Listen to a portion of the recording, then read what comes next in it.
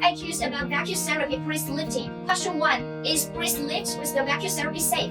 The treatment is non-invasive and non-surgical, therefore it will not involve like bleeding, infection, or other complications. You can return to your regular work and life after one session. However, side effects may occur during and after the procedure. Some people may experience minor redness, swelling, bruising, tingling, and discomfort.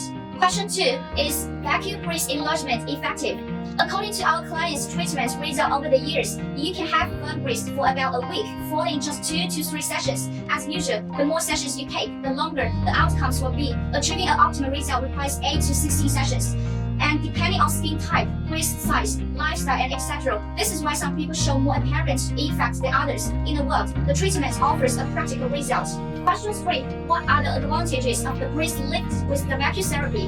Different from surgical ones or other breast enlargement methods, breast lift with the vacuum therapy boasts the following advantages. First, it's non-surgical and non-invasive. Second, short treatment time. Usually, the therapy only takes 30 to 40 minutes. Third, it delivers instant results. As mentioned before, you can see changes to breast just after several sessions. Therefore, sticking to it can make the outcomes stay. Question 4. Are the outcomes of the vacuum breast lift permanent? The result that vacuum therapy presents cannot last forever, but they on average can maintain up to 3 to 6 months. Over time, your breast may restore to the state they were before. Hence, you can attend follow-up treatment to keep the results. Remember that the more sessions you have, the longer the result can maintain, and you develop a healthy diet and exercise regularly. Question 5.